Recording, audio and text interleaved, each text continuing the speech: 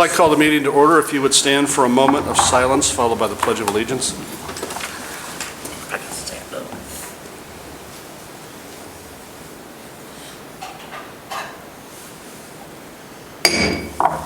Pledge allegiance to the flag of the United States of America and to the republic for which it stands, one nation, under God, indivisible, with liberty and justice for all. All right, Madam Clerk, call the roll, please. Trustee DeVore? Present. Trustee Gett? Present. Trustee Kazam? Present. Trustee Reichert? Present. Trustee Bigginton? Present. Trustee Weisenberg? Present. All right, good to see everyone here. I appreciate everyone rearranging your work schedules, and we have everyone here today. So the purpose of the meeting is to hear the first presentation of two proposals that we have on the pump house. First, we'll take comments from the audience. Anyone here today like to address the board? Please come forward, give your name and address, and try and keep your remarks under 5 minutes. Public comment going once, twice. Public comments closed. So we do have, as I mentioned, two proposals on the pump house. I think it'd be an understatement to say we're all very excited about both of these proposals. We'll give each party ample time. Does either party need more than 30 minutes for your presentation? Okay, so Madam Clerk, I'll ask you to keep time. What we've done, I'm going to have the clerk draw a name out of the jar here to see who goes first. We'll give ample time, as I said, to each party to make their presentations. Then I think after you both make the presentation, we'll come back and let you both have some closing remarks. We'll have questions from the board. I'll reopen public comment at some point too to let the public weigh in. I think the most important thing, I'd ask you, I know you've gone to a lot of work in both of your presentations, just some of the things that I wish you would expand upon in the presentation. We're looking, for the highest and best use of the property. That's important. If the property would generate some sales tax and put back in the property tax rolls, that's important.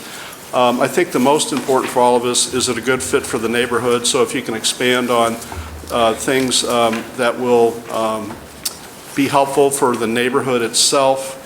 And if you would be specific to and some of the needs that you might be requesting from the village as far as especially financial need or other needs that you might be looking for. So those will all be important. We'll come back to that through questions, but if you can address some of those things in your presentation, it would be helpful. Madam Clerk, would you, both names are in this jar. Brightside Hospitality? All right, gentlemen, so.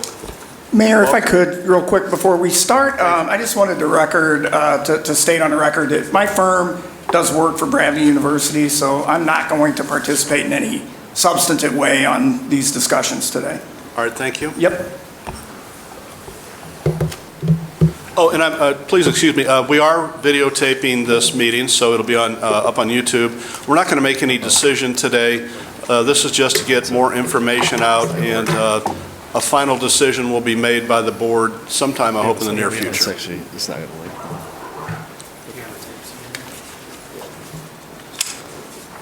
Glad you're here.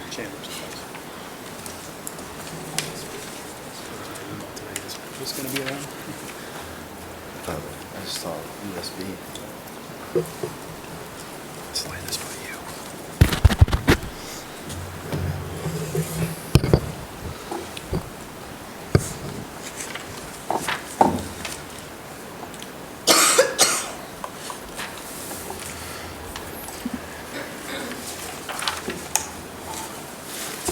If anyone in the audience can't see the screen, feel free to pull your chairs up in the front of the room, get comfortable wherever you can see.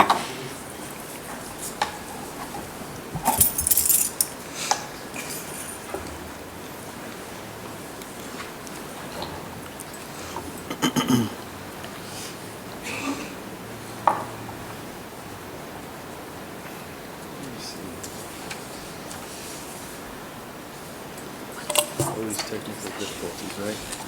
Here, let me see something.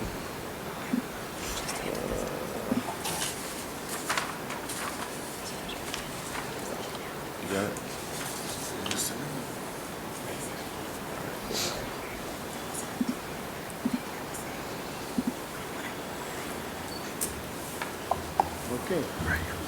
Running that.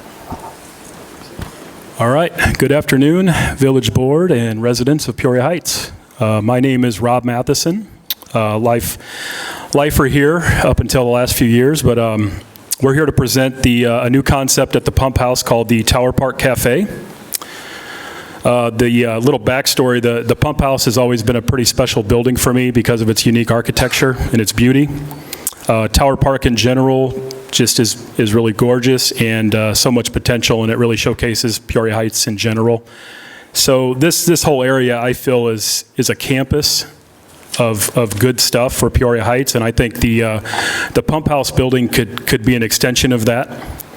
I'm sure we're going to get into the parking in the neighborhoods quite extensively, but I want to get that on the table early. We understand what we're up against. We're not here to create the next McDonald's or big, drive-through operation.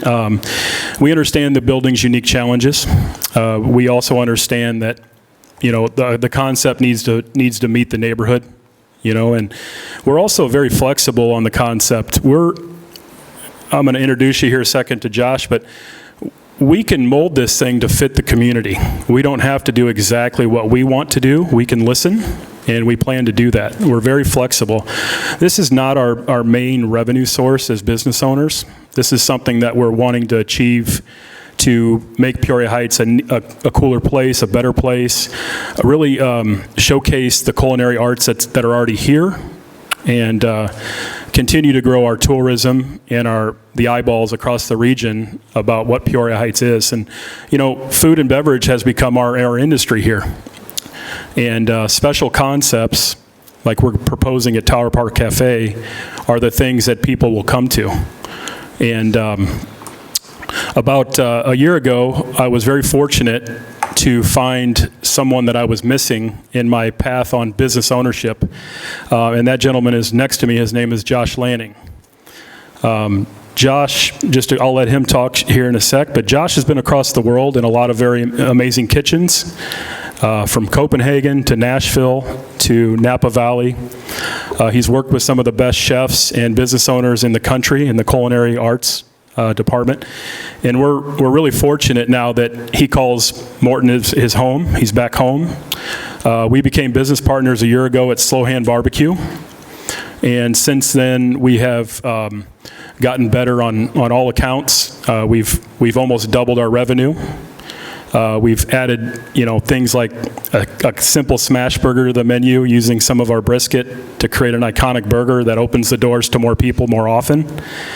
We facilitate a lot of people in the courtyard with food. I'll let Josh speak on his culinary arts background, but I feel like we're a good team and we can do a lot of amazing things. And investing in my hometown of Peoria Heights is where my heart is. And I've gone off and done a few Poor Brothers in different markets in Illinois. But I'm excited to have an opportunity to take a stab at the Pump House back in my hometown of Peoria Heights. I understand the concerns of the neighborhoods. And again, I will listen and do my best to operate a business, but keep everybody in top of mind. So let's go into that. We'll kind of look at our company background here, but a quick story. I'm from Peoria Heights, and Josh is from Peoria. He went to Peoria Richwoods. As you may know, I founded Poor Brothers and Slow Hand.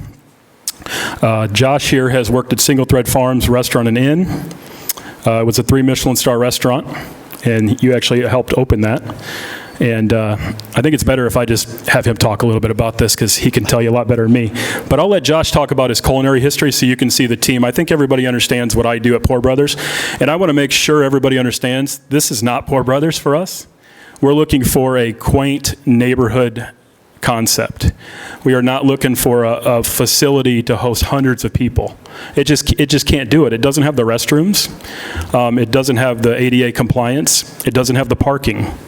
But what it does have is a very special opportunity to entertain people with something that we don't have to offer anywhere in Peoria. This is a very unique opportunity with what we're proposing. So at this time, I'll introduce Chef Josh Lanning, my business partner, and he'll kind of give you a little background into his history. Thank you. It's great to be here. So my wife and 2 kids, we moved back to here in the Midwest just over 2 years ago. We got a 7 and a 4-year-old, so it was time to, they were both born in California, so it was time to bring them home. Happy to be back. And I think I'm 30, I just turned 39. I know that I'm in this part of my life where it's time to start doing some stuff, you know, start doing some special things I feel like I've trained the last 20 years for. And thankfully, I've made a lot of mistakes on other people's dimes, I guess, because I've been a part of 6 restaurant openings. I've learned a lot of what to do and what not to do. But even more so, I've just learned how to love this industry. I have a genuine love for hospitality. And meeting Robbie and meeting Nate Monroe, who's not here, he's the other partner in Poor Brothers, we're of like mind as far as how we treat people. We believe that we want to treat people well. We want to be part of the community. And for me, I know that I can't, it doesn't matter how well I can cook or how well I think I can cook. I can't do anything on my own. I need a team. So I'm part of this team, very happy about that. And we can dream some really cool dreams. A big part of my overall goals in my career isn't just to feed people, which becomes a little bit more about my ego and, you know, what is it actually doing for others? You know, education, community impact, I think is some of my biggest values. So how can I use my culinary skills to do that? We're going to get there. That's part of the big dream here. So I want to leave a legacy, not just cooking nice things, but more impact. My career has taken me all the way from New York City. I lived in New York City for 3 years. Somehow I had the ability to move there when I was 19, 20 years old, and it's taken me all the way to Denmark, Nashville, like Robbie said. Along the way, I've learned a lot, and now I'm here, and I want to create businesses and be a part of businesses that are going to really, supply for my kids, also build into this community. So I love Robbie's passion for Peoria Heights. You know, I went to Richwoods. I'm not even that passionate about Peoria and Richwoods as Robbie is about Peoria Heights. So it's exciting to see these historical buildings pop up that we can do something really special. It's a very awkward building, we all know that. But the cool thing is it's not bland, and it's got a lot of natural light, and that was like my first thing. I was like, this is really cool. So immediately we saw what we wanted to do there, and it's going to evolve. And for me, being a part of a barbecue restaurant, which is a lot of to do with my family as well, I don't want to just sit and cook meat. I also don't want to just fry chicken. If you haven't been to the Bright Bird chicken sandwich pop-ups, I want to cook vegetables. I want to work with farmers. I want to cook things that are bright and fresh. And also I want to be in front of people and in the community. The neighborhood thing is actually a really profound thing. I love, in a lot of the cultures in the world, how you can be in a neighborhood and be a part of that neighborhood and not combative. But, you know, for me, getting to enlist my culinary skills and restaurant skills here could be exciting. So, yeah, there you go. I think now we can pass along to the next slide here. You know enough about us. There's some more industry experience. Actually, Josh had the pleasure of being part of June when it was where Slowhand is years ago. So he has some roots here in Peoria Heights. We're working on a new chicken sandwich concept that are probably going to follow all the Poor Brothers called Bright Bird Chicken. And that's something we're incubating right now. Other than that, we'll just jump into the cafe. Sorry, we're stumbling here.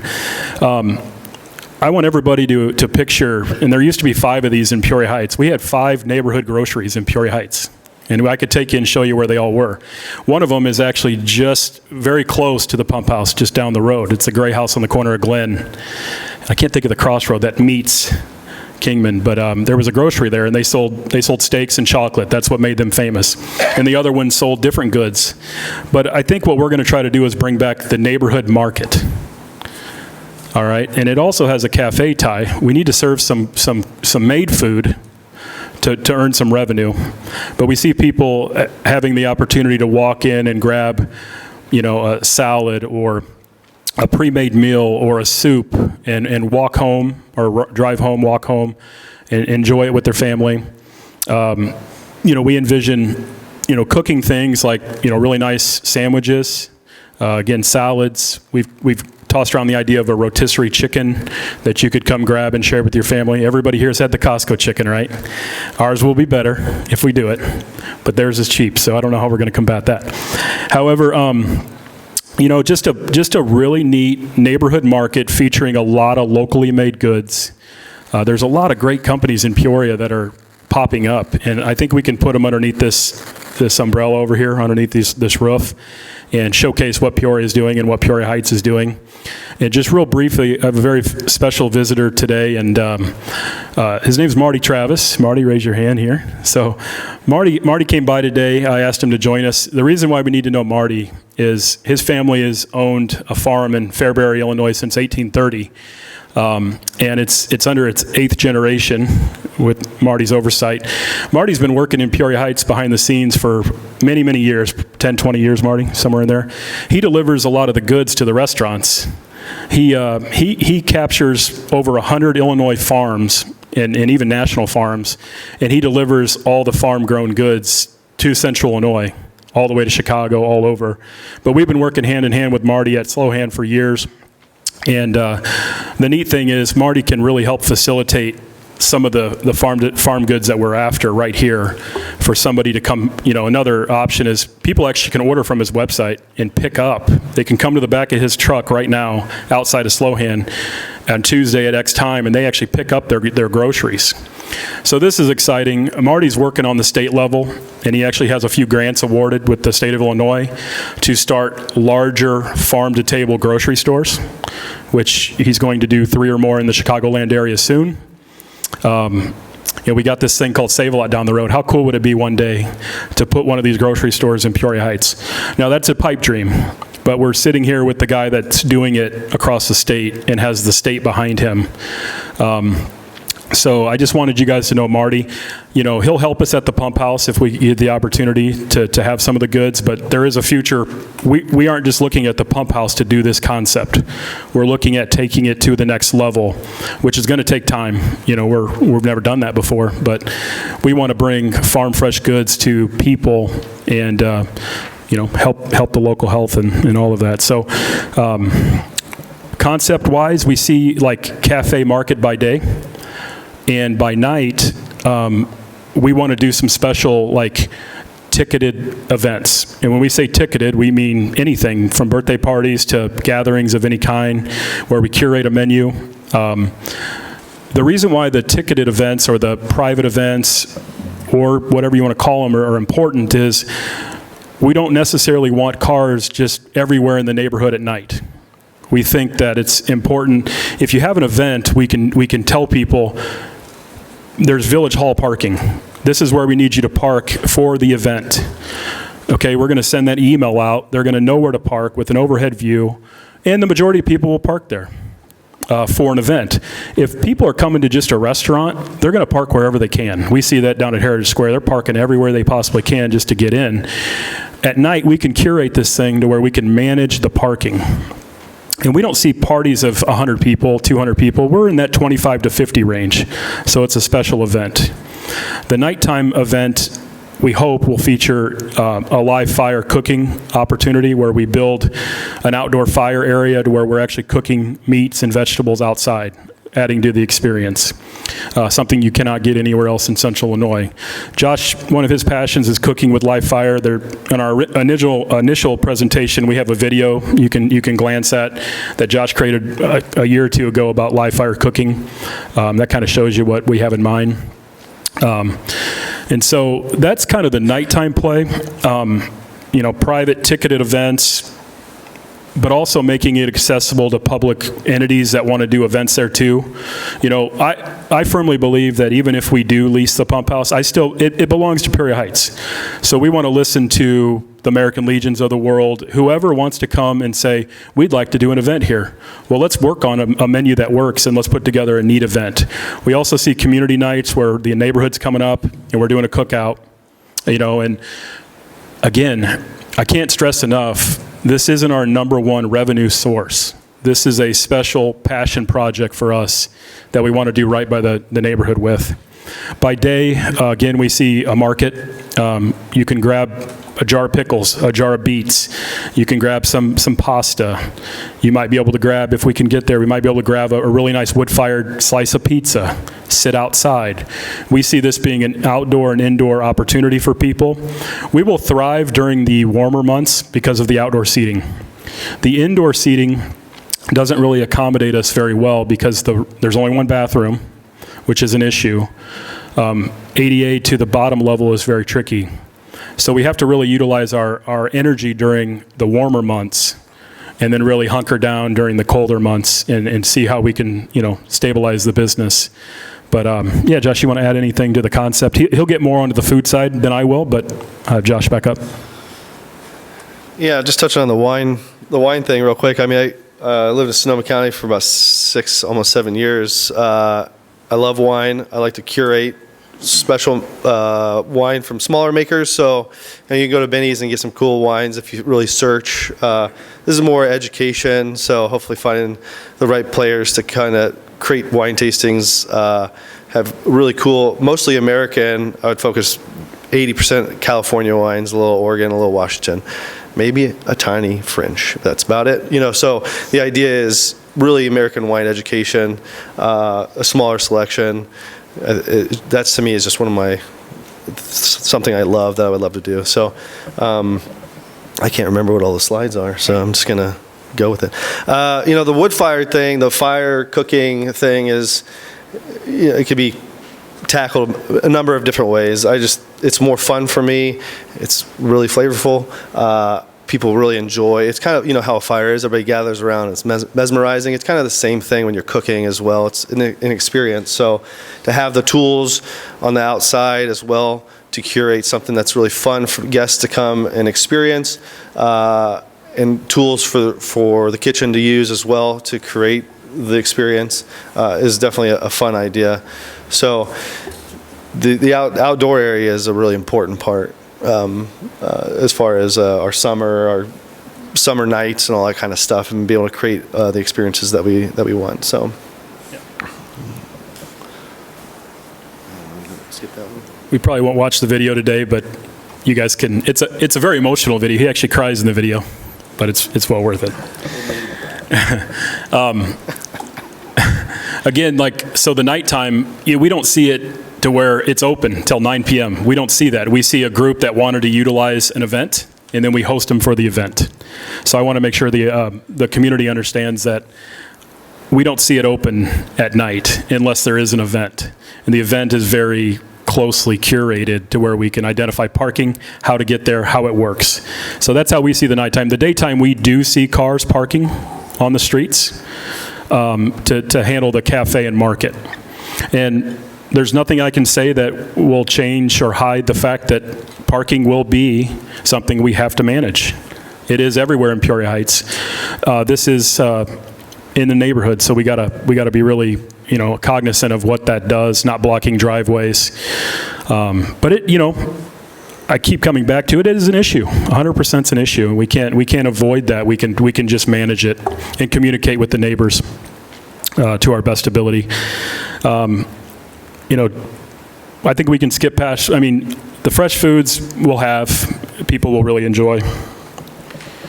Josh hit on the wines. I'm going to touch on the fact that when you hear wine or beer or alcohol, you think bar. I want everybody to understand, this is not a bar play for us.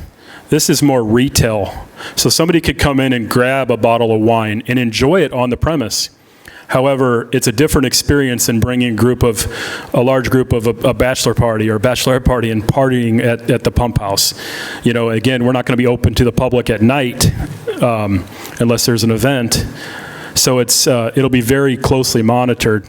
But with his background in wine, we can curate an amazing list and maybe start a monthly subscription where people can actually see what's coming their way before the month hits and purchase. I don't want this to be an overly affluent or, whatever you want to call it, place. I want this to be comfortable for everybody, from families to kids. And, we're going to look at some items that a young person would walk up and want to buy through the window also. And it could be we can get some popcorn in there. That was there before. Candy so easily. But when it comes to kids, I went to Peoria Heights High School, and we want to help anybody that's interested in culinary arts. And I have great relationships there at the school. We've hired a few people to work at Slowhand that are members at the school or students. And when I first met Josh, he said, I really want to help the culinary arts, teaching people the right way to do things. And so we're going to work with Peoria Heights to have a night or two a week to where we're teaching people that are interested in that industry. Again, that's our top industry in Peoria Heights at this point. So there's going to be an educational background, and I love what Bradley University and the others are going to talk about. And I said this the first time I got up, if that concept goes in there, education is going to be great for Peoria Heights. So, I just want to make that clear. Like, both of these two concepts are really good for the village, in my opinion. So, yeah, so I just wanted to go through the bar. Reviving the water tank, that's pipe dream, okay? I don't know if any of us have the capital to mess with that today, but it is there. So initially, we can sure make it beautiful. We can put a really nice public painted mural up there. We can hang vines from it that are growing some of the vegetables that we're going to use at the cafe and the market. But bare minimum, it needs to look better. It needs to be more inviting. Those white walls are screaming Peoria Heights history and whatever we want to put up there. And that would be a fun community pitch. Let's come up with a great plan to give this an amazing mural, section by section. Maybe we do a section a year to give it more substance. There's fundraising opportunities behind that. We've got the park, Wiley Haynes Park right behind. I mean, it needs a little upgrade. Why not put together a fundraising event around this thing? There's a lot of ways we can utilize the pump house to make our neighborhood better around us. Revenue and impact. Because of its unique setting and its unique layers in terms of its floors and different things, we don't see this being a huge revenue generator. If we were solely in for money, we would just do a Poor Brothers somewhere else. I mean, they do pretty good, or Slowhand. But year one, we would work hard to hit that 300 to 400,000 range. That would be a challenge, but it was conservatively produced by myself. I was like, I think that's a realistic number. We think we can grow at 8% per year, so it jumps up about 8% per year. These are all guesses. We don't know what it would do, and we might get into it, and the parking becomes really, really hard and terrible, and we might have to go a different direction to some degree. We need to stay flexible. And we're not going to try to do everything from out of the gate to where we lock ourselves in too heavy on one angle. We just love the pump house and want to do really cool stuff there and neat stuff there. So there's some sales tax revenue there. There's some jobs there. We really want to help supplement our staff at Poor Brothers and Slowhand with opportunities here.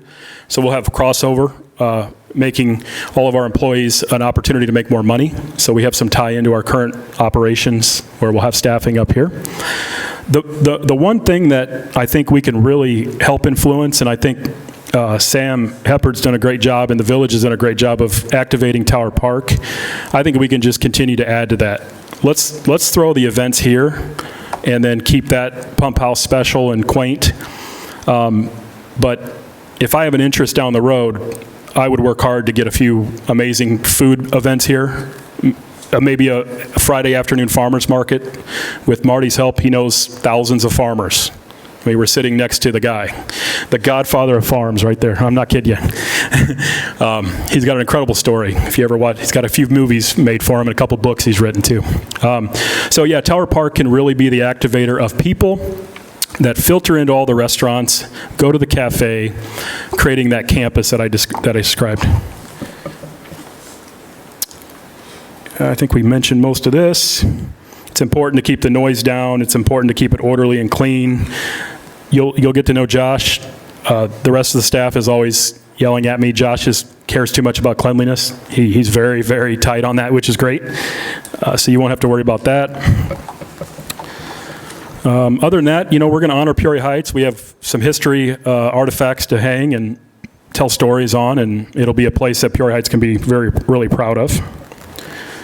We talked about the arts education. We're going to work with Peoria Heights, Woodruff, and ICC. And if we do get the project, we would love to work with Bradley University now that we know they have an interest in the building. So I think we can all come together and work together, also create some sales tax revenue with it. Funding in terms, the building does have some ADA compliance issues. We need to really take a heavy look at another set of restrooms at somewhere. I don't know if that's, I don't quite know the answer to that yet, but we have some ideas that we would run by the village at a later date. We think that the building needs ADA accessibility from the street instead of going all the way around to the ramp, only to land on the top layer. You can't go, if you're in a wheelchair, you can't go anywhere else but the top layer of the inside of the building. We think there's a window. It used to be a breezeway between the garage and the pump house. There's a window there that can easily become a door with a nice ramp from the street up, allowing handicap accessibility into where we see the cafe or out to the backyard. So we see that as a must-have moving forward. There might be some sprinkler situations with fire protection that we need to take a look at. So we would be asking the village for any kind of capital improvements, like I just mentioned. We would take care of equipment and all the things that make a Tower Park Cafe, but we would be considering an ask for some TIF funds for those ADA compliance and restrooms and potentially sprinklers. The benefit is if those things go in, even if we move on past the building is equipped to handle every concept that could possibly go in it. So I think it'd be a good long-term investment from the village to get it further along than it is on those three areas. So we'll have to get bids on that. I don't have any idea. Guessing it might be in the 200,000 range, and I don't want to scare everybody with that number, but we all know, union labor is not cheap, and Poor Brothers has worked along the union side on every project except our first one because we were dirt broke. So we did it ourselves. But since then, we've been able to use union labor, which we're proud of because the unions come support us like crazy. So it's just been a great mutual partnership. So that's kind of the potential financial ask from the village. Due to its, I keep saying its challenges, and it is challenged with parking and accessibility, we don't want to put ourselves in a financial position with the lease that makes us become slaves of the business. When you become a slave of the business, you have to open the doors more than you want. You have to put things on the item or menu that you don't want to put on the menu. We want to treat this as a special passion project for the village and for us. So we see the building worth about $500 per month, which is below market value. But again, that $500 per month allows us to not feel like we have to be there all the time to make this thing work. We want to be there when there's events because they're calculated. We know exactly how many people, we know what to make, and we know how to staff it. We don't want to be there at night hoping people walk in the doors, clogging up the neighborhood with parking. So this is a give and take. To operate a cafe, this is a give and take in that location. So we're asking for a very favorable lease, to do this. But there will be benefits at Tower Park and other ancillary benefits there. I think I've taken up a lot of your time. Thank you guys so much for listening. We look forward to doing a great job. And again, at this point, when the questions come up, that's what we're really here for. We're here to listen and hear what everybody has to say. Thank you guys very much. Thank you both. Yeah.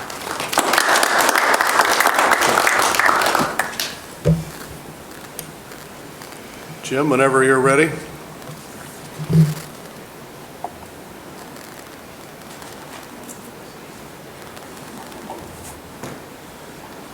Welcome. Thank you.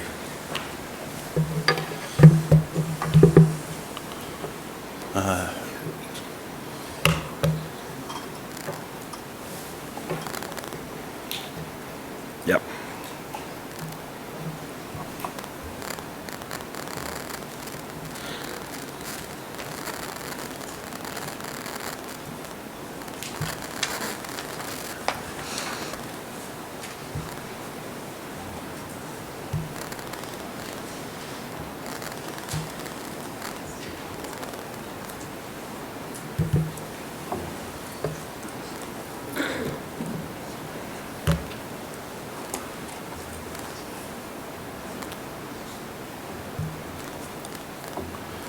Okay, great.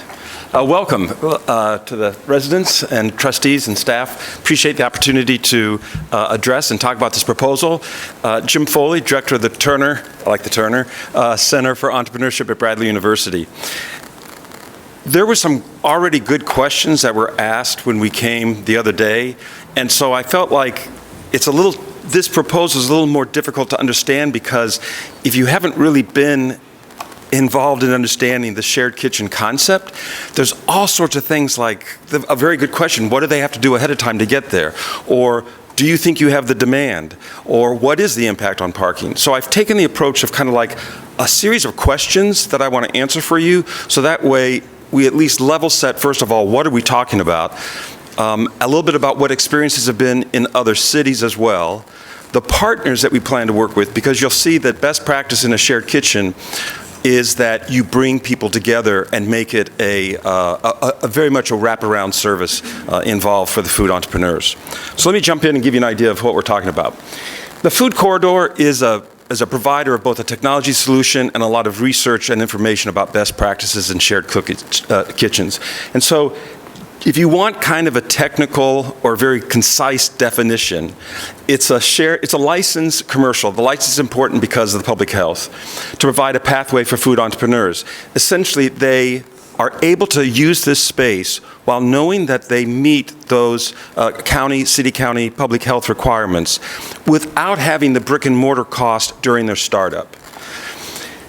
The third part is that you wrap around, not all of them do, but normally you would wrap around the opportunity to use the shared kitchen with services in order to lift the entrepreneur up. So that's kind of the hallmark of a typical shared kitchen. Who uses them? Obviously chefs, that's a big part of it. Caterers as well. I'm actually going to show you the profile of users of shared kitchens nationally so you get an idea as well. Food truck operators, you might think food truck, they often need a prep kitchen in order to get a lot of the large stuff done where they have the space to do it, so then they can compress it down into the truck. Bakers, of course, value-added producers, we have quite a bit of that. If I would say one of the biggest trends we've seen at the Small Business Development Center has been these value-added producers. Think barbecue sauce, think spices. Names that we can talk about would be JMO sauces. We've worked with JMO quite a bit, Jameson. Loving Good Barbecue is an example. She's amazing. Value-added producers, as I said, packaged food, similar thing. And then ghost kitchens is sometimes wrapped into this concept, but ghost kitchens after COVID has kind of been going down in use, but it does get kind of wrapped up in the same area. And the whole goal, of course, is to launch and grow food businesses. Now, what's the history of shared kitchens? Well, first of all, there's a lot of them. There's 600 across the U.S. in nearly every state. There are some that are over 15 years, maybe a handful that hit 20. So it's, I suppose, relatively new. The research shows that a considerable number opened after 2015. I would say about half. There tend to be urban and suburban areas. You see this a lot in Chicago. And there, as I said, a big increase in 2015. What's also interesting is this feels like something that would only be a nonprofit play, but actually there's a big for-profit play as well. It's about 50-50. So about half the shared kitchens are for-profit and about half are nonprofit. On the for-profit side, one of the founders of Uber is probably one of the biggest ones, and that's called Cloud Kitchen. I'll talk a little bit about that when we get to that experience level. So Food Corridor also has the kitchen door, which provides a directory of shared kitchens. If you go there and do a search, you'll see at the front top it says, darn sorry, there are no kitchens in this area. So there's none that are actually listed, which you would want to be listed because that's how people find you. So if you extend it to 50 miles, it comes up with one in Galesburg, which is marked as preferred, although I couldn't find a website, and then one in Lakin, which appears to be quite small, and also I couldn't find a website. So unfortunately, I can't really tell you much about those two. There are kind of the idea, without naming names, there's a facility that was a restaurant that is open for a few caterers can come in and use it and also do a wedding or reception at the same time. It's not really a shared kitchen concept. There is a training kitchen where you can do classes. Again, not really a shared. The whole focus of this is economic development and entrepreneurship. So that's the kind of the image you want to keep in mind. Why are they, speaking about economic development, why are they considered an asset for economic development? Well, of course, it supports entrepreneurship, which, as we know, is a great generator of local jobs. They need flexible solutions. What we hear a lot from, or what we tell a lot of entrepreneurs is, don't quit your day job, because they're so eager to just jump into what the next best idea is, that they quit their day job, then the cash flow dries up, and then they're stuck. They need a way to scale up into food entrepreneurship, and a shared kitchen provides that opportunity. Also interesting, a study by Wilbur and Dixon shows that on average, if you're in a shared space, regardless of the industry, so consider this like an incubator, you double the rate of business success. And what they link that to is these wraparound services, number one, and number two, the professional development that comes along with that. Because obviously you hope the entrepreneur knows something about food, right? But they may not know other things, such as health and safety, how to project cash flow. Do they get debt? Do they get equity? How do I grow it? How do I scale it? How do I do my social media strategy? It certainly promotes cultural diversity. We're going to be, as far as I can tell, the only one that has a tandoori clay oven in it, thanks to a partnership with Studio Saja. It certainly promotes food safety as well, because you're exhibiting best practice. Then it supports community building, because it's a center for this awareness of this is where we build food entrepreneurs, and then it can lead to sales tax generation as well.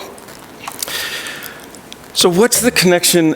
Why are we calling it a matter of taste kitchen, and what's this connection back to Connie Randall? And this story is pretty remarkable, that I only kind of really understood as I got to know this side of Connie. I knew her before as a caterer, but not until she announced that she wanted to retire did she talk about her journey. We have at Bradley University, we think, the nation's oldest senior consulting project, where every senior, regardless of their major in the College of Business, they have to do a consulting project. So if they're finance, HR, social media, cybersecurity, doesn't matter. They do a multidisciplinary capstone. We've been doing this for over 50 years. Connie Randall knew about that over 45 years ago, approached Bradley and said, I'm thinking of a catering company. Can you help tell me if this could work? She got one of those capstone projects. It did recommend that she could do it. She put the plan together, and here we are 45 years later, the longest running woman-owned catering business in this area of Illinois. So when she decided she's going to retire, to whatever that looks like, she said, let me donate some of my heavy equipment so that I can help lift up the next set of entrepreneurs. But she didn't really find a good fit until she happened to mention it to me, and I said, Connie, this is perfect for a shared kitchen approach that my team have been thinking about doing, but we weren't sure the right way to go. And you have the connections in the background to marry the two together. And so she said, let's work together.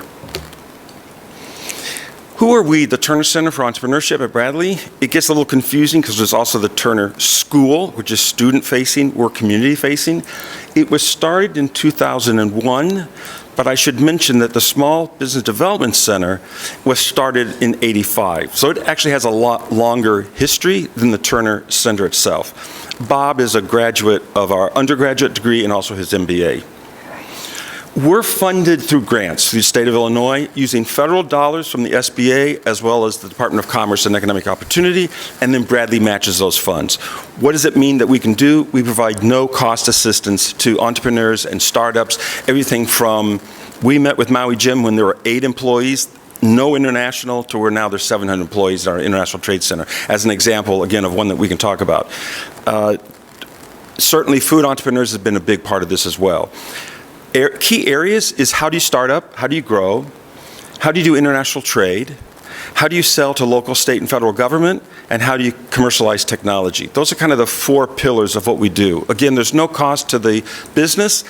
Sometimes we do training or in-depth training that there might be a nominal charge, but most of what we do is no cost. We're proud because we got the Illinois Center of the Year as designated from Washington, D.C., the Small Business Administration. This is a big thing for us. There's over 30, nearly 40 of these centers across Illinois. To give you an idea of the geography, we're in Peoria, Tazewell, Woodford, and Stark, and then we share part of Fulton and part of Mason. International trade is a larger footprint, and our government contracting is a larger footprint as well. Last year, we helped almost 700 individuals and businesses, actually 9,000 since the Turner Center was started, 15,000 hours of advising, and again, in parentheses, that's since 2001, 350,000. And you see lots of other numbers, jobs created, exports, government contracting. One part I want to emphasize is each year about 225 students work through our clients to help solve problems like Connie Randall nearly 45 years ago. So why now? What's happening? What do we see happening? Why are they coming to the Turner Center asking for, we need a shared kitchen?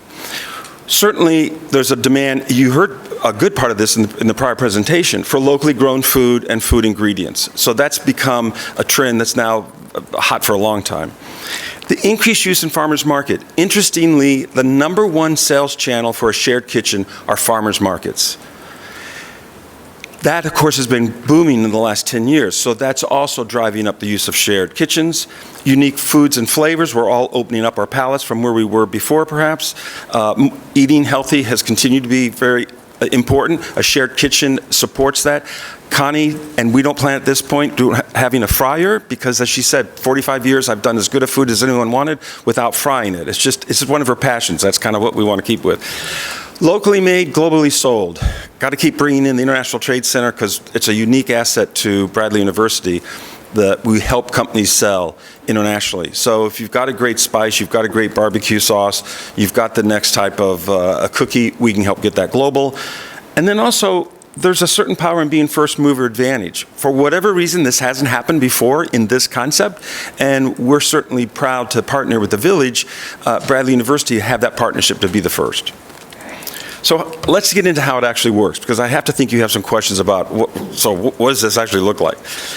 So the entrepreneur reserves blocks in the kitchen. I've seen some have a minimum of 4 hours. We're not saying it has to be minimum yet of 4, but it's reasonable to expect that there would be a minimum block. Often you then schedule a 30-minute break between each block. You don't have to, but that's not uncommon. The majority, around 80 to 85%, use a membership model, which means you essentially say, this is the amount of hours I want built into my package, along with access to the shared equipment. And you typically have a kind of a starter, a more of a medium, and then a higher level. To give you some idea, again, on average, 30 entrepreneurs tend to fill up a shared kitchen. That's just on average, right? We're not talking 100 here. The rates are actually very reasonable. Nationally, you see $25 to $35 an hour. I've seen some as low as 20, and I've seen Chicago prices closer to 50. Now, what you get for that is access to the kitchen and the shared kitchen items such as the stove, convection oven, the grill. But then you also have storage. One of the things we learned is that shared kitchens often max out first on storage before rentable space. And this is one thing that makes the downstairs area very attractive, because we could do quite a bit of dry storage. Now, the dry storage you tend to have lockable. For whatever reason, in a shared kitchen, your cold storage does not tend to be lockable within the actual unit itself. You just share, you don't even share. You have a shelf, and that's your shelf. Two kinds of cold, refrigerated and freezer. Then you rent, and it's as low as like $30 a month for dry storage. We plan to use the food corridor platform to actually onboard, and that'll answer the question of what do they have to do ahead of time to know, and I'll show you that in a second. How they do the reservation, the billing as well, and then document management. It's very important that you have on hand certificates that show that they've attained the required certification from the health department, or that other workers have the minimum training that's required as well.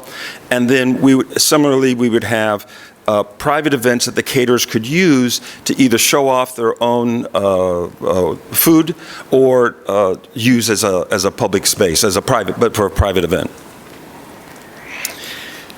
Now, Howard, this was a really good question, so I did a lot to really put this in, I hope, a very clear way to understand. The kitchen is not available on demand to the public, so someone can't just call and say, tomorrow I need to do some bagels, can I do that? That would not work under this model. We set the requirements, we then build that into the food corridor platform, and it walks them through the steps they have to do. To give you an idea of best practice and minimum steps, obviously the first is they've got to get certified. And what that means for a lead person is they have to be the certified food production manager, and for the other workers, they have to have food handling training. Those are all online, but they would have to go through that and have that and upload that. So the first thing they're going to get to after they apply, and they do have to go through an application process, what's your background, why are you doing this, that kind of a thing. Then the next step that Food Corridor is going to ask is you can't go further until you upload a PDF of that training and that certification. We are going to require insurance. This was a long discussion I had with council. We'll have insurance on the facility itself, but we really can't ensure that an entrepreneur doesn't serve bad food, right? That's not on us, quote unquote, other than to provide a clean facility. And so, again, we would encourage them to work with their insurance broker locally to find an alternative, an option. They're as low as $25 a month to get the kind of coverage that we would require. So that's a second requirement. They have to do a facility orientation as well, so that when they get there, they know how to operate everything. They have to agree the terms and conditions. That's very important. Fascinatingly, they have to clean up themselves. This is common practice. Every single shared kitchen, you clean up after yourself. Cleanliness, I like the remark, cleanliness is very important. You actually can issue warnings if the following entrepreneur reports that it wasn't in the shape that it should have been based on the terms and conditions. And you can have a certain number of warnings would then result in them losing the privilege of using the shared kitchen. Here's an example of, and by the way, I've sent this digitally to Sarah, and I've also got some printed copies if anyone wants. I can hand it to the Madam Clerk as well at the end in case you want to take away something as well. But you can see that where blocks have been recorded. Each color represents a different person. This is done by the entrepreneur. At any time they can go in. We can set it up that it doesn't get confirmed right then and there. We can also give priority that certain individuals can get it right away. If it's available, they've got it. You can also put different rates for high demand and low demand for at different times of the day. You won't, well, I guess you can read, I tried to make it so you could read some of this. I thought it was interesting to see what is the most common stuff that shared kitchens make. And to read it for you, the number one now, the orange and the light peach. The peach is what you want to focus on because that was from 2019. Again, this is Food Corridor. Ready-to-eat foods, that's was becoming really big back then, as you know, and remains important now. You see some of that here. Eat and Evolve, as I mentioned, one of our clients as well.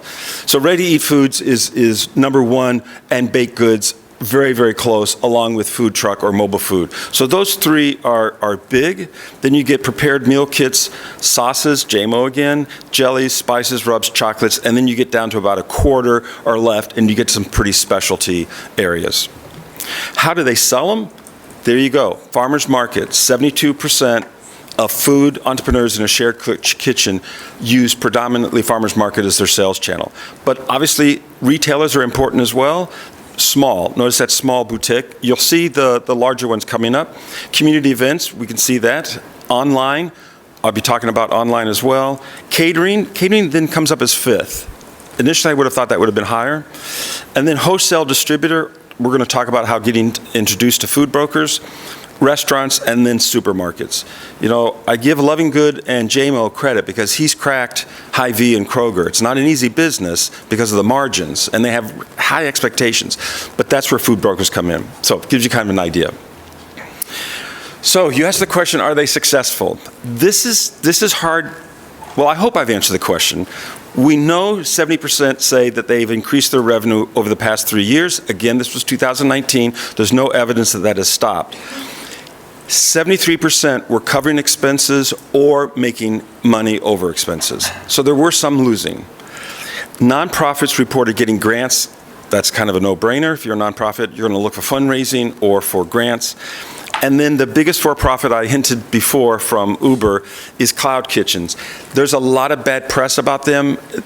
He eventually exited from as being CEO of Cloud Kitchen, Travis did. So there's some drama going on there, but I think the main thing is stories that people told that it was like thousands of dollars to get in and thousands of dollars to stay in it, and it was just too expensive. So again, we think the nonprofit approach is critical because you're not driving that for-profit for a shared kitchen. I'm talking. I want to show you 3 examples just so you can get the feel of what their homepage looks like. These are all Illinois, all of course in the Chicago area. The Hive, what I found interesting about the Hive is you probably can't read the very bottom at the website, but the first thing it says is, we have no more space. For a year now, we've been sold out, and that hasn't changed. So I thought that was a good indication because it's a decent-sized shared kitchen. Popper Plates I like because they are very upfront about their costs. A lot of the shared kitchens are not. You have to fill out a form to get anything. But they were, and I also thought the website helped really inspire you as to why you want to work with them. And then this one was just great because it shows in a very easy way all the equipment that's available. It has a catchy name, and again, it also shows the member rates and benefits. So that's in Plainfield, a little bit further out. Again, just some idea of what's going on out there. So who's the partners? Well, I want to start with, the Turner Center for Entrepreneurship, because the reason we're interested and excited about this, because it aligns with our mission to support entrepreneurship in the wider community. You saw the impact that we've had over the many years.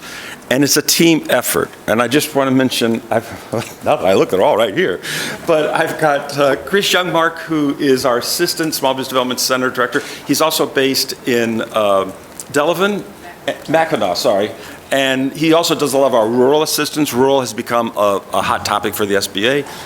Eric Sampson's the SBDC Director, a remarkable background. Jenny Hale just hit 40 years. 43 years with Bradley University. So when I need to get something done, I go to Jenny. She's our program manager and budget director.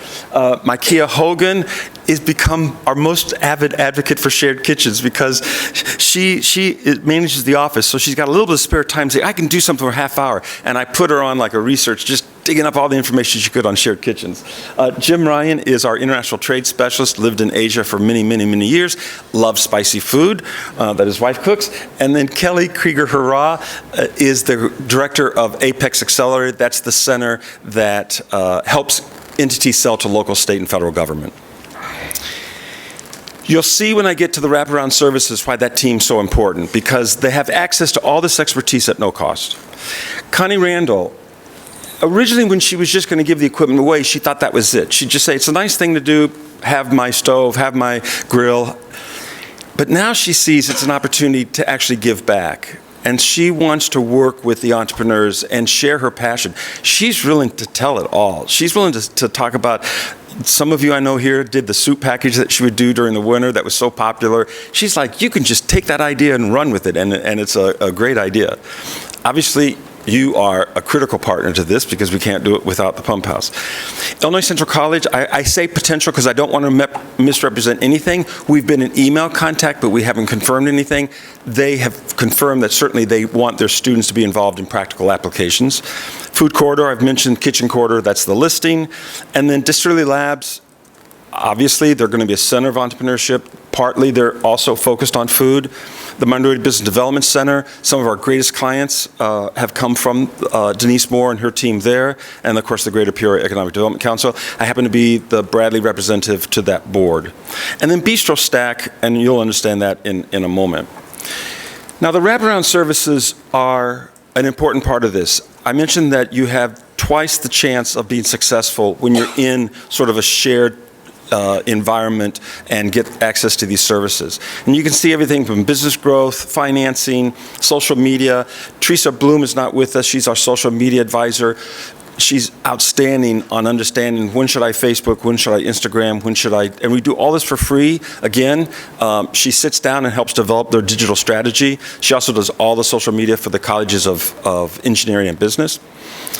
We can talk about food sales channels. When would you use a food broker? When would you not?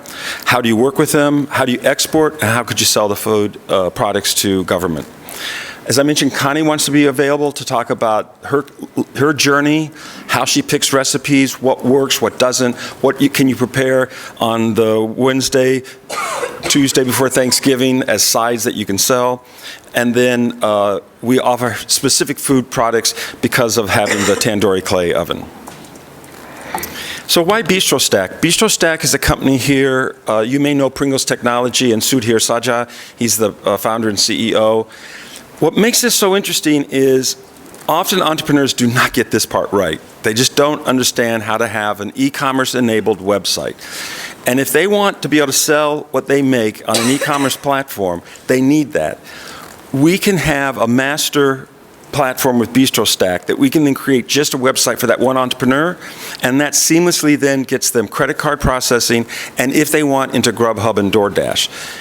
As well as, we don't love those two because they do take a high % cost as opposed to some other ones that are local. However, what Sudhir has done is he's gone around their booking engine so that a big chunk of the % that you normally pay to Grubhub and DoorDash goes away. And I can show you other examples, but if you just Google Bistro Stack, he has our examples, and you see lots of restaurants that have used it. What costs may be involved in the build-out?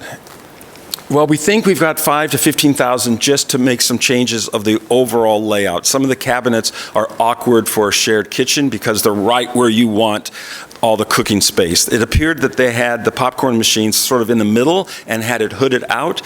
That doesn't work so well for a range and for the grill.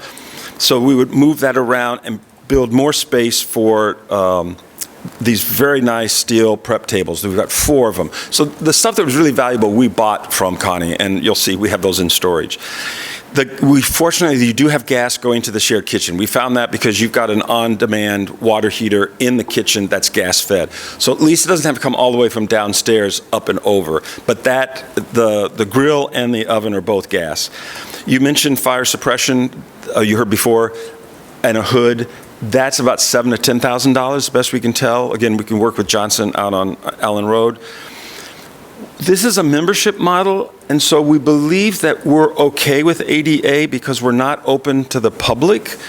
The events would be the events that they're sponsoring. We would have people walking up to the walk-up door for people when they want to do a pop-up where they want to sell today's the Thursday special. And as you heard before, it's a small space inside. This is not so much an outdoor play for us as it is the indoor. We think possibly you could do 16 people, maybe 20, maybe downstairs in that area. So we hope there isn't the ADA issue. So we're not coming to you on the ADA request.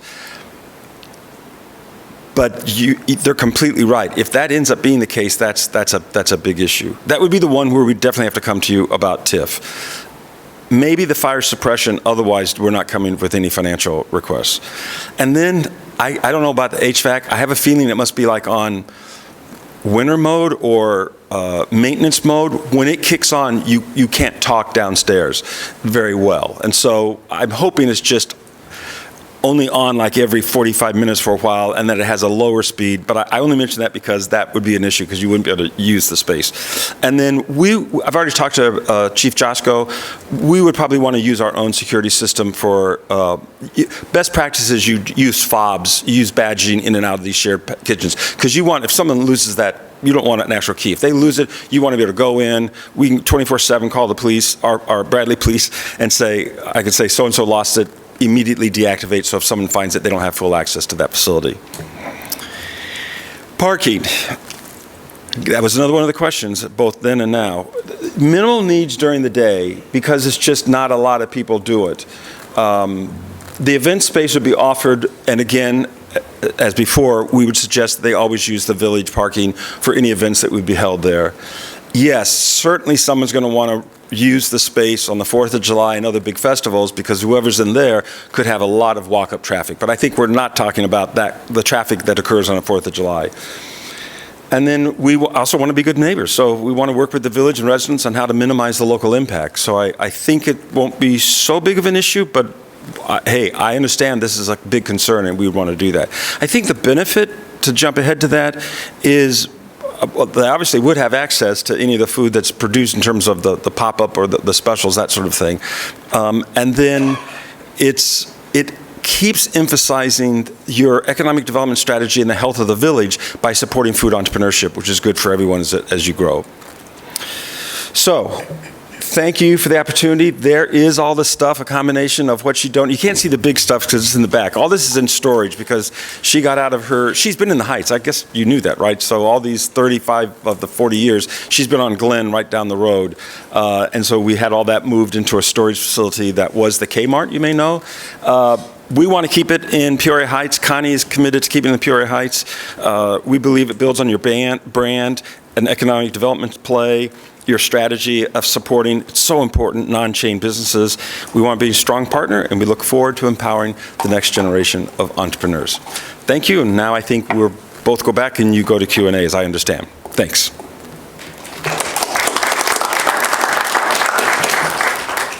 All right, thank you both. So I think now would be a time if trustees would like to ask questions. Sure, I have a few.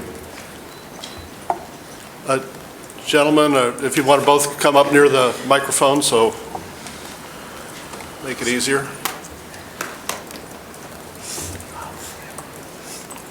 Go ahead, Trustee. Yeah, so my first one would be for Robbie. So there would be no music, no live music. Or are you planning to have any music at the? You always got to be careful saying the word no, right?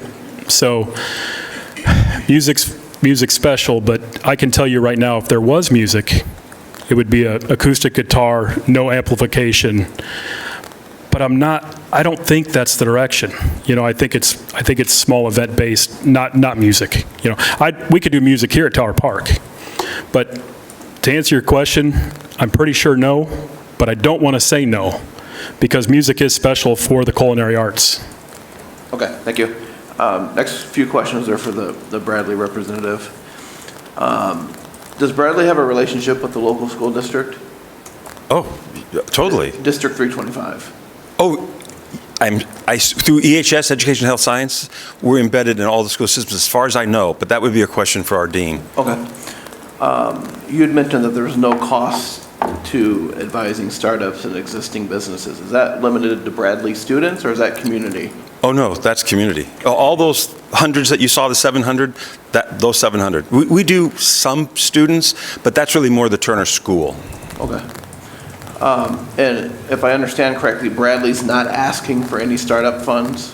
The only thing would be the ANSEL, the fire suppression, because that's going to be permanently fixed to that was a $7,000 to $10,000. And however that works in terms of the TIF. Okay. And was there a lease? I didn't do that because I felt like there are so many moving pieces. The goal would be a long-term lease, I get that, and we would want favorable terms as well.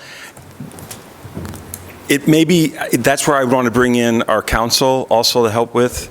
So I'm totally open. I just assume that if you feel like this is a good fit, that's the next big thing we talk about. Okay, and then maybe this would be a question for the mayor, but I assume if Robbie's entity was to use the pump house, that'd be a for-profit operation. But if Bradley did it, it would be non-profit. How would that affect, or would it affect the property taxes?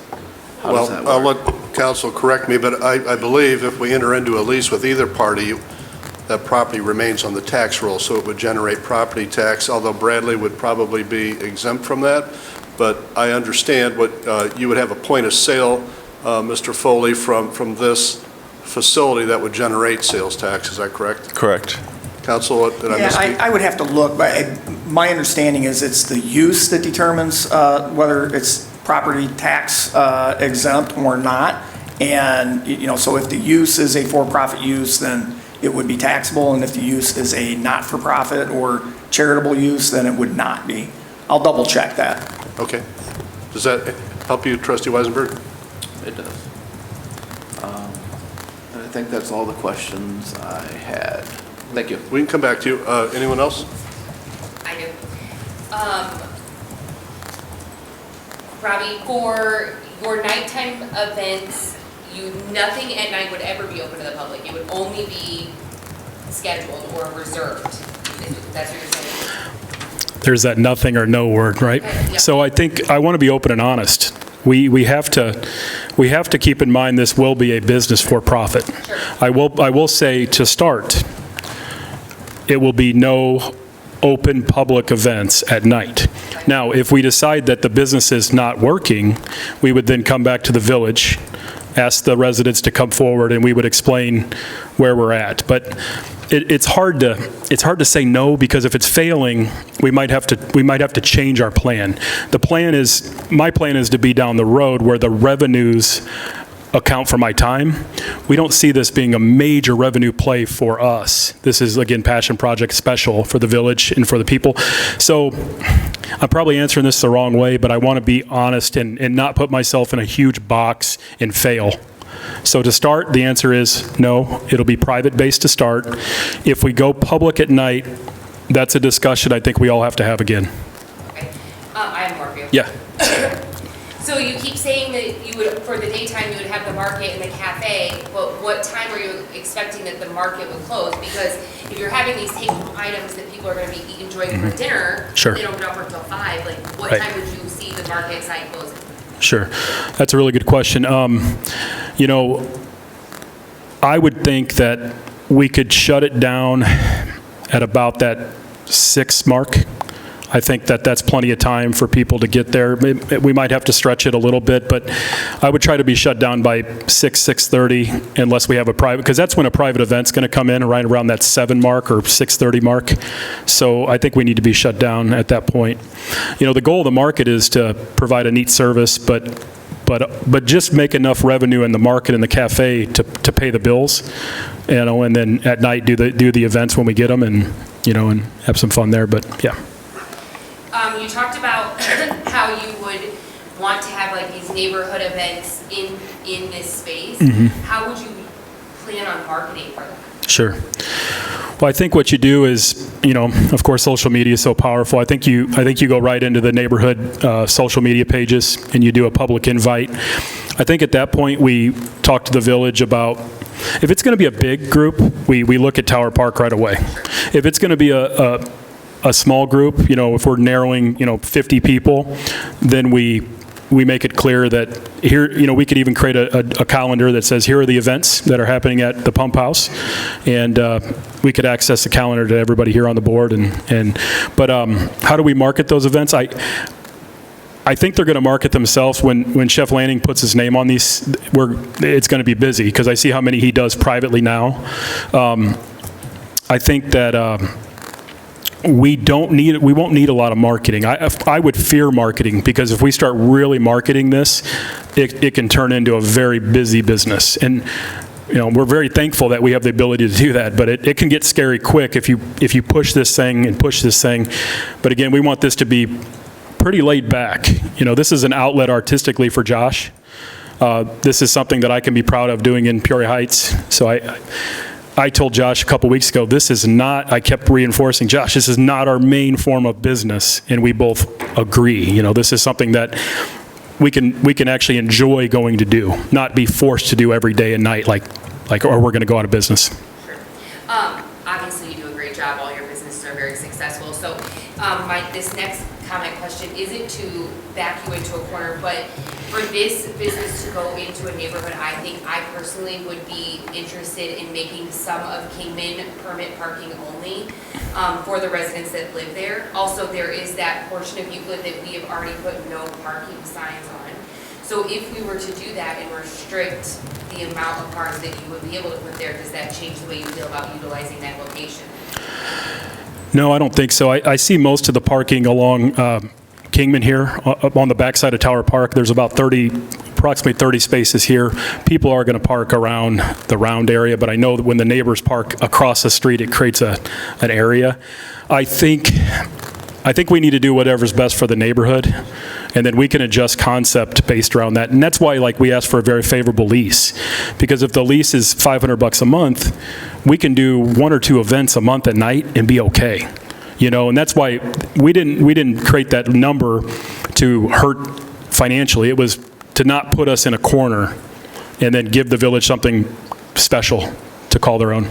I think there's a way to be creative with the parking with signage on our behalf, and if we were to move forward like permit to use like this space here, use the spaces on Prospect, but that would create a walking situation for your customers, and then you'd have to have some sort of handicap post too. So, Right.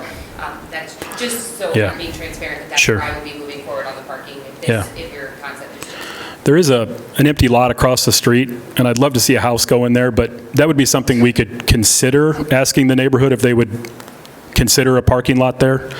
I don't love that idea because we need more houses in the Heights, but, you know, I'm just mentioning it as an idea.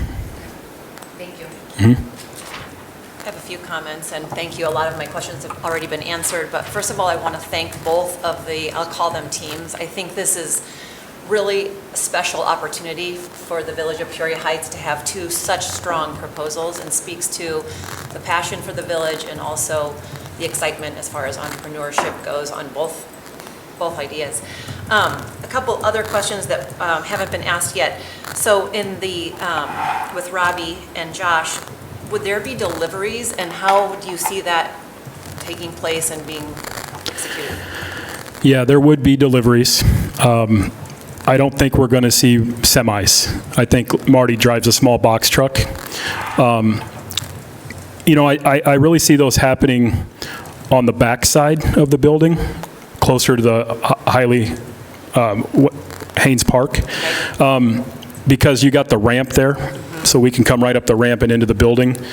But I think that needs to be considered. But again, I don't see massive semis. You know, I see who we're ordering from are some of the smaller vendors, local farms, and that's a very good question. Thank you for thinking what I should have been thinking about already, but I wasn't, so There's thank you. a lot to think about with all of these different things. The other question I would have is, I think that they already spoke, like, I'm thinking about grease traps and how that requires different hoods and that type of thing. I know obviously there's not a grease trap over there. Would that be something that your business would require? And I would ask the same question because that's... Sure. We would try to go the above ground grease trap route that we actually have cleaned. And we actually have one of those at Slohan we've used for 6 years. And at one time, Heritage Square's grease trap quit working, and the previous restaurant owner put in an above ground by the sink. So we have that cleaned out every 2 weeks, and basically the grease is caught above ground instead of going into a massive basin somewhere. If we were to put a grease trap in over here below ground, you'd be looking at about the $75,000 range probably to do it accordingly. So our foods are going to be light, fresh. We don't expect a lot of grease like a smokehouse would have. Now, there will be the live fire outside, but we don't have to have a grease trap outside per health code now, so we would think it would fall in the same line. But we see salads and different things that are lighter fare that don't cause major grease issues. Okay, thank you. And you spoke about wine and curating a wine list and that type of thing. So liquor licenses, I imagine that you would be requesting, obviously, a liquor license. Correct. Yeah, we would request a liquor license. I'm not sure which level, but I definitely would want to have a package to go and an on-premise, because we're going to be doing both. And I want to say to go would actually be what we're really after, except for those private events where people want to have a drink. That's when we have the on-premise, when we have that ticketed or private event at night. Okay. Hang on one second. Let me just look at my list I have here. a question while you're looking. Okay, yeah, go for it. So when you talk about like this wine to go in the package, in Sonoma County, like they have all these like wineries that are set up, or these small little neighborhood groceries, I guess. Yeah. Go in, buy a bottle of wine, a cheese plate, you sit outside and eat it over the vineyard. Yep. Are you thinking that's kind of what Yeah. that would be like? You nailed it. You just called it. You could walk in, you grab a meat and cheese tray. Yeah. You can go sit outside and eat. You can order we'll have a small menu. You can order one of our sandwiches on freshly made focaccia bread.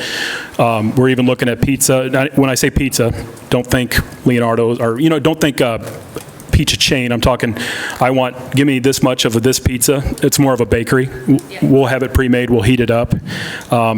But yeah, sit outside and eat it. You're walking the dog. You're with kids at the parks. You're coming over for snacks. That's kind of what we see exactly. So also when you initially gave your presentation, you said that now that the Turner Center, both of you are interested in this spot, and you said that you would be willing to work with them. How does that look? Well, I really didn't know exactly what they were looking to do until today. I had no idea other than the shared kitchen. Again, I think we would have great benefit to share the kitchen because we don't plan on using it every night, only when we have a ticketed event. So I think we could open a calendar up to where we can work with some of the entrepreneurs. And that's really what Chef Lanning wants to do, is really educate people on how to run efficient kitchens. So I think we can work with them there. And I think when we start to do Tower Park events, we can invite them back and say, hey, now you set up a food stand, and kind of incubate them that way. I'm in no way going to do what they're offering at their level. I mean, they're very qualified, but we can get into that at some point. I think we can do some sharing, and we would plan to do that with other entities too, like Peoria Heights High School. Sorry, Beth. No, that was really good. I was going to ask Mr. Foley, one more question for you. As far as staff goes, so not patrons coming in, but how many people do you see staffed there on a daily basis? Sure. We think we should be able to pull the entire cafe market off with 4 people. We don't see a major employer, but I think 4 people working, different schedules will be able to, 2 people at a time, will be able to pull it off. At night, I think that grows to an additional 4. So I think we're talking about 8 positions, give or take. Great, thank you. Mm-hmm. Thanks. You bet. And then my question for you was, how many people during the day, like what would traffic look like for your operation? How many people, when they rent these kitchens or when they're using the kitchen, is it one chef in the kitchen or is it a team of people? Less likely a team, but certainly 1 or 2 and possibly 4. We're not sure until we see the layout. Some shared kitchens do offer side by side so that you've got one entrepreneur working on, say, 2 prep tables and one working on another 2. There's space for 4 prep tables, so technically there could be a possibility. If we did double up on the range, then we could have 2. At this point, my concern isn't running out of capacity immediately. That would be a longer term, so then you might be talking 4 to 6. Great, and you did say that you maybe in the future, maybe not right away, but would consider selling out of that space as well. Yeah, no, I think it's a natural place for a pop-up for an entrepreneur to say, my Thursday thing is going to be pick what they do, and then yes, that they could come and get it. So you would have traffic in that, foot traffic coming up to the door, window. Okay. I think that's everything. Thank Sure. you. Anyone else?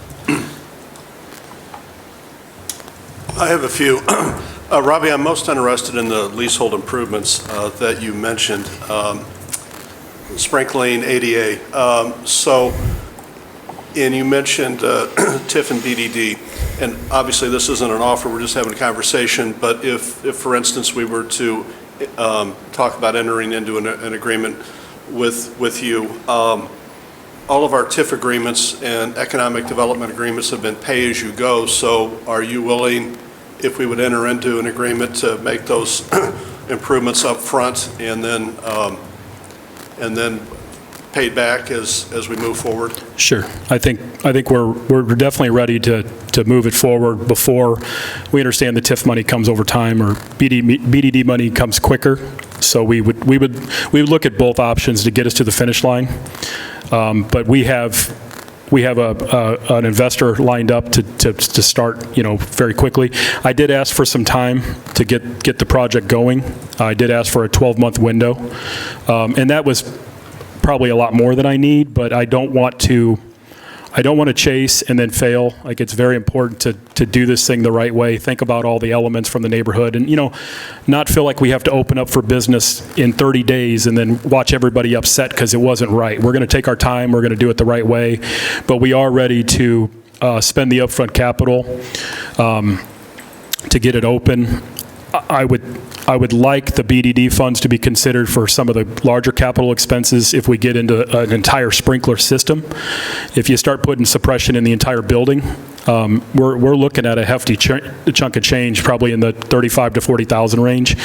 And having open businesses in Moline, Champaign, and Bloomington, those are realities. So I want to make sure that I don't foresee myself investing in a fire suppression system there because it wouldn't be lucrative for me to then open the business. So I think that would be something I would come right to the village for right away through possible BDD funds or TIP funds or maybe a low-interest loan. But any kind of kitchen equipment or things exclusive to the cafe, we would be willing to finance.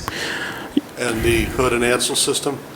Yes, I think that the Ansel system, at any location I've went into, if we wanted to put an Ansel system in, we were the ones that were financing the Ansel system because it's for our use. You know, Okay. You mentioned liquor license, so would you be asking for a gaming license? The answer is 100%, 1,000,000% no. Okay. Yeah, that is a no that I can honestly say. Gaming's never been a big play for our brand. We do have it at Poor Brothers down the road, but we took it out of Slowhand years ago on purpose because we didn't feel like it was conducive. Absolutely not. We don't need that revenue. We think that revenue is important for the village, but not in this setting. Thank you. And you mentioned the tank, and I'm going to ask Mr. Foley this question as well. The footprint, the grounds, there is a patio in the back. You didn't mention anything about improvements or what you might do to the grounds themselves. Sure. You know, it's already set up very nicely. The previous group did a great job, inside and outside. So we think we can just accentuate the outside with some cafe lighting and then an outdoor kitchen oven, an outdoor cooking area. And we would draw those plans up and submit it to zoning and the village board and get approval or not. You know, we're so flexible on what we do in or out on this project. This isn't a make or break financially, like I keep saying. So, you know, the storage container, it needs something. It needs some really cool vines on it or artwork. I mentioned that. But in terms of changing the outdoors, I don't see anything in the back right now that's major. I do see potentially on the front turning that glass window where the breezeway was into an ADA accessible doorway, because that would help somebody in a wheelchair get on the main level, or if they wanted to go on the upper level, they could come on the ramp on the back side. Right now, they can only get to the ramp and on the upper side, which really is tricky. So we might even see you might have to put if the only restroom exists downstairs, which it currently is, you might have to put a small chairlift to the left of the brass railing that goes right down. So that's another I would call capital expense that a business wouldn't most likely take on. You know, that needs to be done to the building in order to ensure its leasability for future occupants, not even us, not just us. Okay, thank you. Yep. Jim, would you answer the question about the footprint, the grounds, any plans for, you did mention pop-up, that's why I'm asking that question. Yeah, that's not so much, it's a different kind of use. No, we're not seeking any improvements. It's in good shape, the outdoors, but we wouldn't actually be using it that much anyway. It's really more of an inside play. And we did not put plans together for the actual water tank. And you would not be seeking a liquor license? No. Okay, and then just to clarify then, you would not be asking for any leasehold improvements?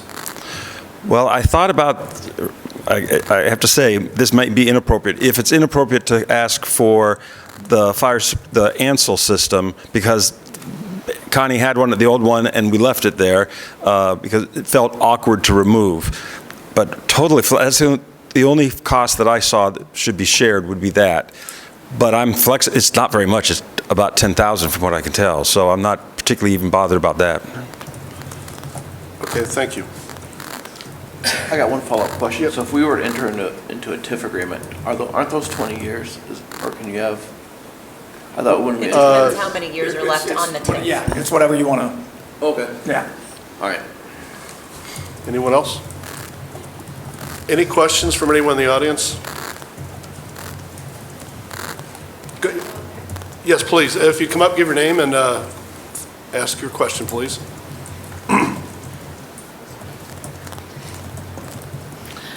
Hi, my name's Bonnie. I live on Euclid, immediately next to the pump house. So my big concern is obviously parking, of course, but the nightlife.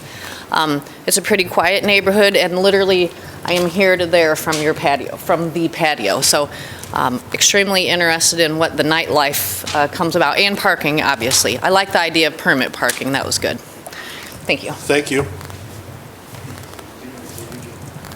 I guess both, yeah.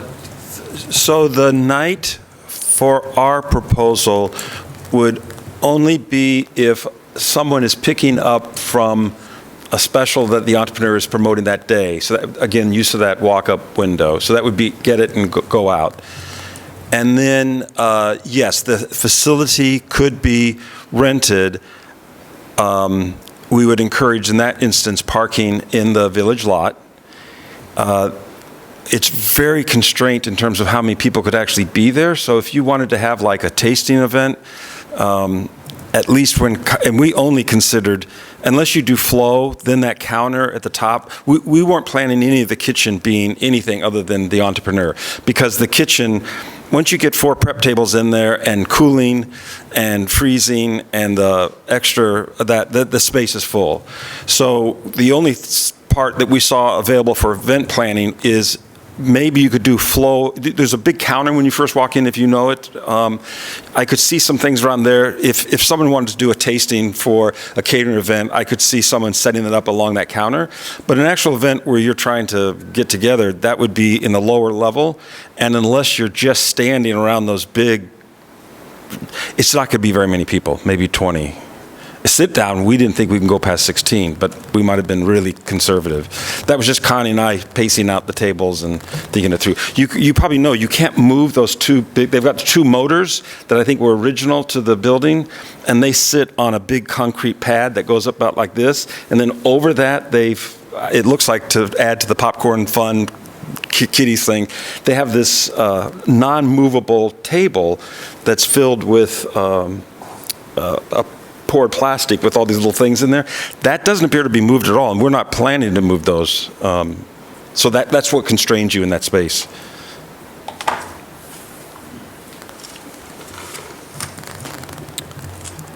All right, so I know exactly where your house is.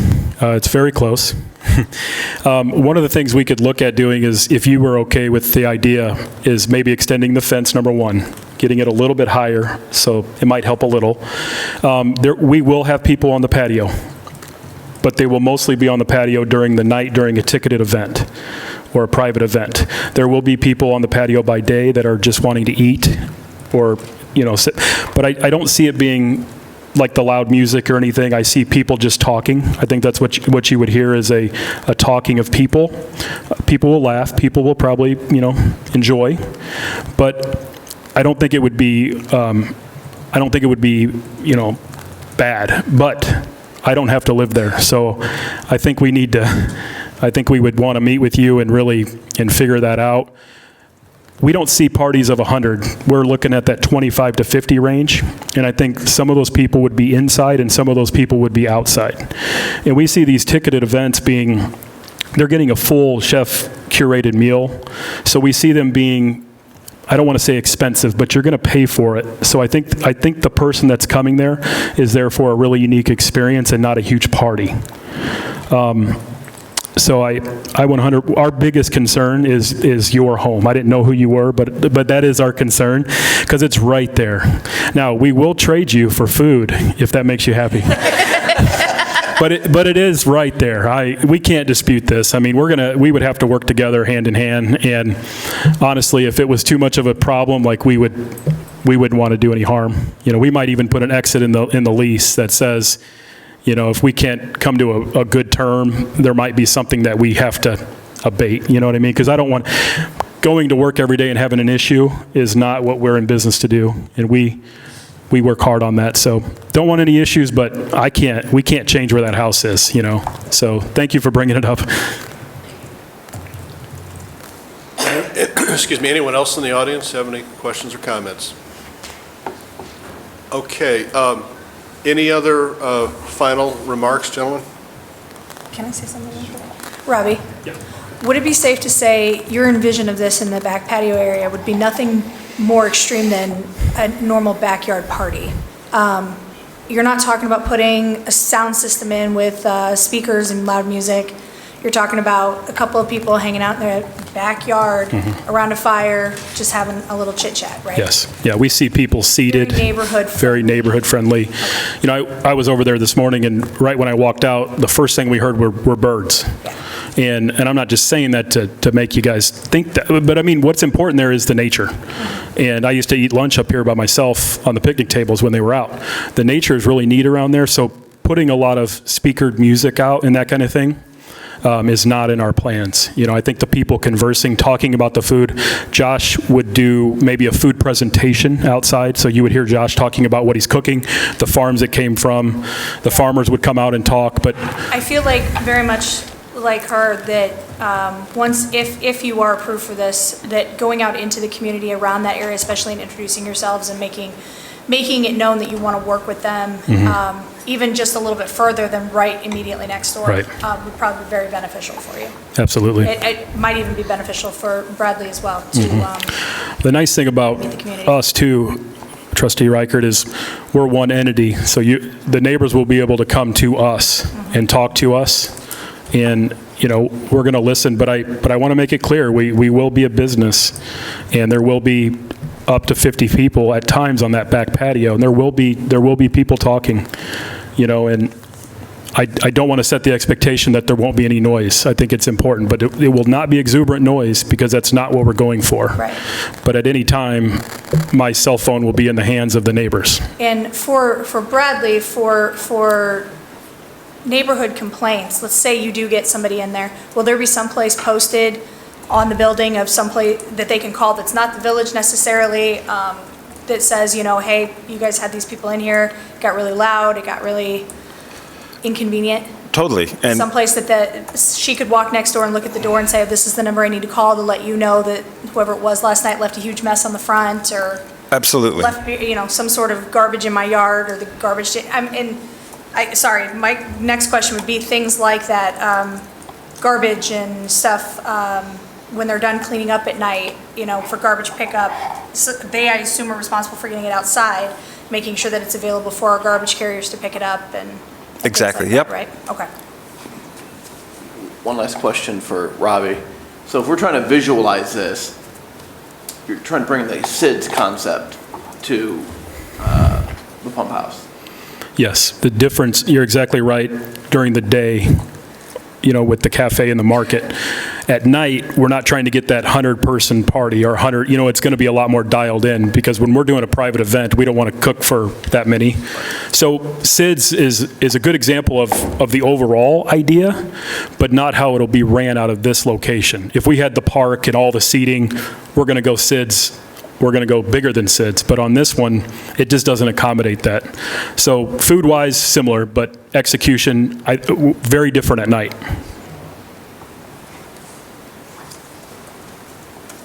Anyone else? Yes, go ahead. Welcome.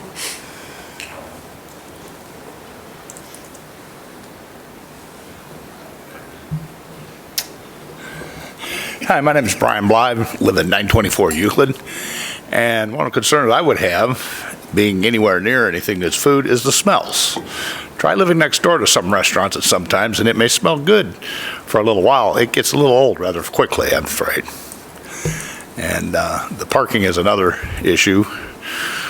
I've lived down here a long time and tried to go down that street when there's Tower Park events, and it's a bit of a mess. And I'm sure some of the neighbors on that stretch have had times where they can't get in their driveway or out of their driveway, and that's a very frustrating thing to have happen. That's all I have. Thank you for being here. Anyone else? Any closing remarks, gentlemen? Go right ahead. Actually, our SBDC director would like to wrap things up on our behalf. He's on the front line, because if you go into his whiteboard in his office, the second thing he most needs is this project. So I guess he better advocate. So Eric Sampson. Welcome, Eric. Thank you, Mayor, Council, citizens, residents of the area. Apologize, I'm 6'5", so standard accommodations are a little different. As Mr. Foley said, that is absolutely one of the things that we're facing. So our center is a busy center. We've been here for some time. We have a reputation for delivering quality guidance for people who are interested in starting, growing, and innovating new businesses in the area. And one of the demands that is very prominent in the intake process, I looked back just upon some of the advising that I've done within the last 3 months of 2023, and there were 6 or 7 prominently food-related entrepreneurship projects that were brought to us by entrepreneurs who said, can you help us get a start doing this? And we feel that that is incumbent upon our service to the community to help provide that type of guidance. And one of the things that we encourage is to try and to test and work on the development of small business ideas when the stakes are low, when the stakes are small, when the cost of failure or the cost of pivoting and changing your plan is fairly minimal, right? One of the things that we really like about this opportunity and are so grateful for the opportunity to share is that we really see this as an opportunity to emphasize testing new food businesses and to help graduate new food entrepreneurs into potential brick and mortar facilities that they would then be renting in Peoria Heights. Continuing to create this cycle, really, to understand that this would be an opportunity to cultivate a pipeline of business owners to replenish and reinforce what we see as Peoria Heights as a foodie destination. And we'd love to continue that tradition. Thank you so much. Thank you. Robbie, anything else? I think I've said enough, but I got to say a little more, right? We're a proven entity. We care. We have the talent. We're going to treat the neighborhood correctly. We're going to listen. We're not going to be perfect, but we're going to do a great job. So thank you for the opportunity. Thank you. All right, again, the purpose of today's meeting was just to get information out. This is a selection process, so the board could choose one or the other or decide that it wants to go in a whole other direction. If it decides, we'll have other public meetings, so we encourage you to reach out to us. This is being recorded, so it'll go out to the village citizens, and they can weigh in either through contacting us, contacting trustees. There will be other public meetings when we bring this, if we do bring it for an approval. So this really concludes what we're going to do today. At this point, I would ask for a motion to go into executive session to discuss the potential lease of property. Is that good with you, council? Yes. Do we need to cite any? Yeah, no, it would be section 2C6, I believe. Okay. So I'd ask for a motion to go in executive session. So moved. Second. All right, Madam Clerk, call the roll, please. Trustee DeVore? Aye. Trustee Gett? Aye. Trustee Kazan? Aye. Trustee Reichert? Aye. Trustee Weisenberg? Aye. All right, so the board is going into an executive session. We will return here, but there will be no business conducted when we return, only to adjourn. So very exciting proposals. We look forward to being in contact with you real soon. Okay, we are back in regular session. There's no other business to come before the board, so I would ask for a motion to adjourn. Make a motion to adjourn. Second. It's been moved and seconded to adjourn. All those in favor of the motion signify by saying aye. Aye. Those opposed? We're adjourned.